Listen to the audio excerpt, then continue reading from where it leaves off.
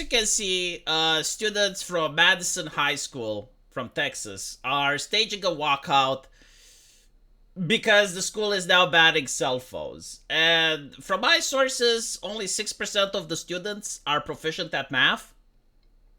Which is very interesting, I mean, it's America, right? It's not surprising. They probably don't know their ABCs, but the LGBTs are very well understood. This is where the priorities seem to be at. However, I do find it interesting because there have been a series of news lately with more and more students getting upset because technology is being removed from them. One of the most recent traumatic events that I remember is when a teacher confiscated a student's Switch, a Nintendo Switch, and his response was to hospitalize the teacher. And, normally you would say, well, I mean, it can happen, right? Like, out of hundreds of millions of people, statistically speaking, an event like this is very unlikely, but like, okay, maybe it does happen. But what shouldn't happen is that when you go on Twitter, you see leftists defending the act, like defending the student and saying that the teacher should not press charges because he is but a child, even though I think he was like 17 and now he's probably 18, right? Like, he's but a child, so didn't know any better. He's suffering from autism, so like that shouldn't, and I'm like, okay, yeah, but like, you have a person that's committing violence to the point where he is hospitalizing someone else, and you are defending that. Like, you want law-abiding citizens to be forced to live next to people that are a menace. Like, I don't care what the reason for the menace is. It can be mental issues, it can be whatever, socio-economic factors.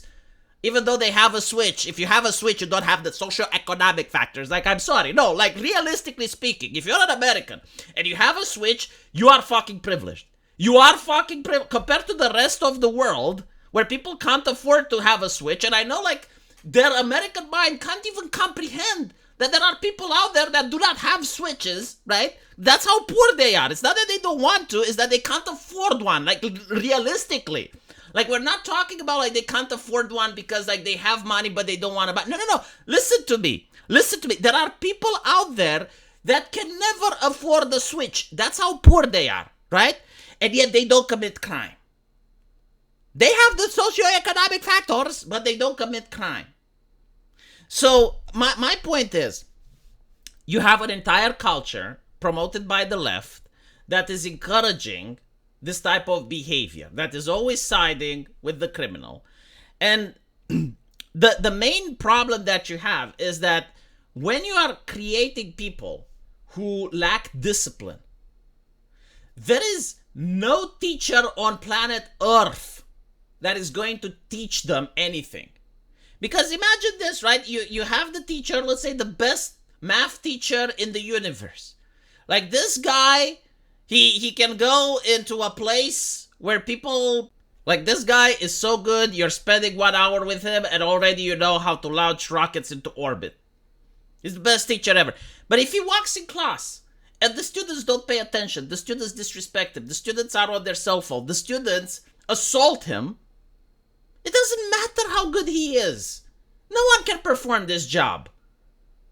And instead of, like, trying to instill discipline, and instead of trying to say, no, like, what that student did is not only unacceptable, but he should be made an example so that other students don't do the same, they are saying, no, it's perfectly fine. No, the teacher shouldn't press charges. Teacher shouldn't press charges. And there were, like, so many TikTok videos and so many Twitter videos about this. It was shocking. For me personally, because I've never seen something like that in my country. Like, the idea of a student assaulting a teacher is unthinkable. And I'm willing to bet it was unthinkable in the United States as well. I am willing to bet that 10 years ago, this was unthinkable in the US of A as well. But now it's not. What changed? And the worst thing is when teachers want to hide the problem under the rug. Like, for instance, they notice that minorities in certain areas are failing. They're failing at math. They're failing at reading. So what teachers say, oh, standardized tests are the problem. They're racist. So we need to get rid of them. So you're not really helping the students become better. Like, you're not investing your energy and your effort in order to try to help students learn to read. No, you're saying get rid of the test that sees whether or not the student is able to read. Or make the test so easy that even a toddler can make it, and then everyone passes. And the problem isn't like people passing or not. The problem is, can they read? And the answer is nothing changes. It's not that they're doing better teaching methods or anything like that. No. They're just putting the problem under the rug. They're just modifying the paperwork, and they're modifying the bureaucracy in order to make it look, oh, now it's fine. Now it's equitable, they call it. And they're failing these kids. And the funny thing is, like, people like myself who's pointing it out, it's like, oh, you're racist or some shit. No! I actually give a fuck. Because I'm thinking, like, well, you know, if I had kids there, it would be horrible. Think about it this way, right? Imagine you're born in one of these places, and you actually have a stable family, and you're disciplining your kid, and you're doing everything you can, and you're sending them to one of these schools. We had a word for it in the Soviet Union. It was called moral contagion, right? So, like, if your kid goes around other kids, and they don't have discipline, when he comes home, he's going to bring all the problems from school at home. So you have, like, this level of moral contagion. And seeing how, like, the kids react because, like, they're being told that they're not allowed to have cell phones tells me a lot. When I went to school, I didn't have cell phones. And even the idea that if I were to have, I mean, we used to have laptops. A couple of kids had laptops. But, like, the idea of coming with the laptop at school to play video games or to do whatever was unthinkable. If I brought the laptop at school in order to take notes, the teacher would probably tell me, no, you need to learn how to write. You don't clickety-clack. You clickety-clack at home. Because I know you're going to clickety-clack at home anyway, because you like that. But when you come at the school, you're going to do stuff that you don't like. Learn how to write. Because it's an important skill. So yeah, now you have, like, all these phone zombies, I guess, which are probably using their cell phones to cheat as well. Like, let's be honest, the hands-free is a thing. So when the teacher says no, they're protesting and they're doing walkouts and all of this shit. And the interesting thing is, like, their parents aren't there, right?